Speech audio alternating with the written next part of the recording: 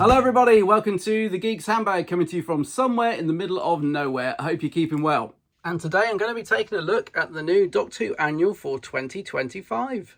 I love collecting the Doctor Who annuals. I don't own them all, sadly, but I do have a decent collection. This is just a few of the ones that I own, so I've picked one from each Doctor just to represent them. I particularly love the classic series annuals. There's something magical about them. If I'm ever lucky enough to find one in a charity shop or for a good price on eBay, I snap it up.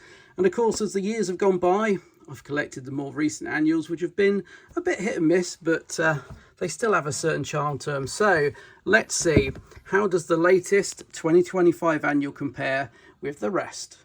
So here it is, very nice snazzy cover, very colourful. You're not going to miss that on the shelf, are you? Nice picture of the Doctor and Ruby on the front there, annual 2025.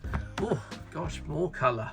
Yeah, the Doctor Who logo with a silhouette of the 15th Doctor. And there's the Doctor himself. We've got a foreword by Millie Gibson as Ruby Sunday and a list of contents. Who's the Doctor? Who is he? A couple of pages on who the Doctor is. Let's see. Name, the Doctor. Home planet, Gallifrey. Job, having adventures. Age, mind your own business, honey. Oh God, I'm moving on. Okay. The Doctor's busiest day. Some pictures from the Star Beast and the Giggle. Meet Ruby Sunday. I have to say, I do like Ruby. I'm glad that we're going to see more of her in series 2. I thought she was a very good character, and I think there's more to know about her. So yeah, getting to know Ruby. The TARDIS, take a tour. I'm still trying to make up my mind about this TARDIS. In many ways I do like it, but it is a bit clinical and it looks very plasticky in that photo, but I do like it when they adjust the lighting a bit. Then we've got some games, Goblins, page on the bioregeneration,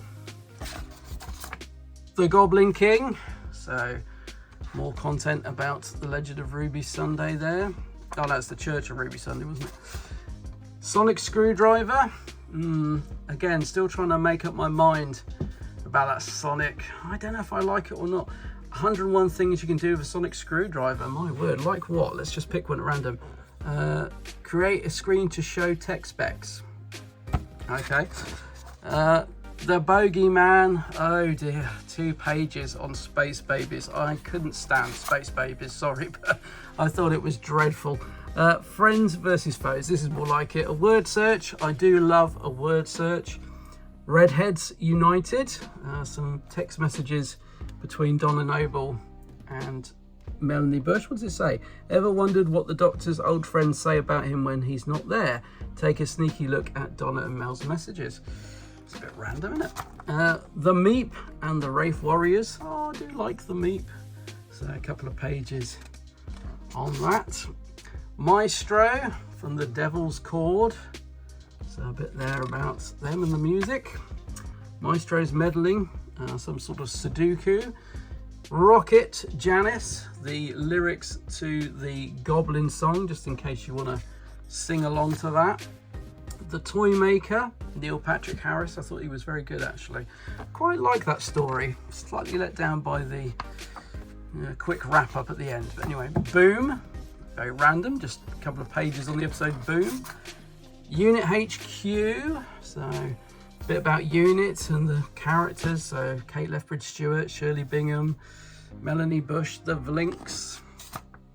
The Life of Ruby Sunday, very much focusing on, looks like something to do with 73 yards. Yeah, I liked that story like a lot of people up until the last 10 minutes, but yeah, I quite liked 73 yards. The No Things, what's that? Looks like Wild Blue Yonder, so something about Wild Blue Yonder. Welcome to Fine Time, a couple of pages on Dot and Bubble. Dodge the Man Traps. You will need a dice, some coins or counters. Okay. The Choulders from Rogue. There he is, there's Rogue. Spot the Difference. Oh, I do like Spot the Difference. Yeah, I'm going to go at that later. Defying Mavity. Oh dear. Never, I just don't get that joke. I just don't get it. But anyway, and then Destination Skaro. So Destination Skaro, the Little Children in Need clip, written up as a little short story. Oh, nice picture of the Dalek there. I like that. Yeah, not sure about Destination Skaro, but we'll give that a read, see how it comes across. And then, who is she? Susan Twist. A couple of the variations of Susan Twist that we saw in the episodes. The final exam, some questions. Let's pick a random one. Question 17. How many yards away from Ruby Sunday did the mysterious woman remain? 73, obviously. And then Whose Watch, which is just a page listing all the episode titles. Again, a little bit random, but yeah. Then we got the answers. Don't look at those. Nice picture of the Doctor and Ruby. And then that very colourful wallpaper, I guess you'd call it. On the back, we got the TARDIS, or a couple of TARDISes, however you say, more than one TARDIS. And the price, £9.99. And that's it, the annual 2025. So, what are my overall thoughts on the 2025 annual? Well, it's certainly a nice representation of our new 15th Doctor and Ncuti's first season. It's packed with lots of glossy photos, information, games and puzzles, but it definitely feels like it's aimed at a much younger audience than myself. As an old school fan, I always like it when previous Doctors pop up in the annuals, especially the classic Doctors, even if it's just for a page or two. And although the 14th Doctor gets some content here, none of the other Doctors feature, sadly. Although I kind of understand it, to be honest, because the show is going through a bit of a soft reboot at the moment, so it kind of makes sense not to get bogged down in too much of the show's history and dedicate the majority of the annual to the 15th Doctor and what they're calling Season 1. Including Destination Skaro as a short story is nice, but one of the things I loved about the older annuals is the artwork. I would have loved to have seen a comic strip or short story featuring the 15th Doctor and Ruby included, as I definitely feel it's something that's missing from this year's annual.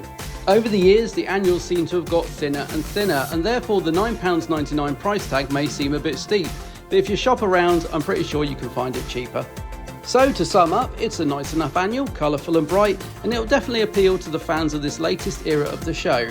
And for collectors like myself, it'll sit nicely alongside the rest of the annuals in my collection. So there you have it. I hope you enjoyed this video. If you did, do check out The Geek's Handbag on Facebook, Twitter, X, whatever it's called, Instagram and TikTok. And don't forget, I also do a Doctor Who podcast with my good friend Gary called The Big Blue Box Podcast, so do give that a listen. But until the next time, take care of yourselves. Bye-bye.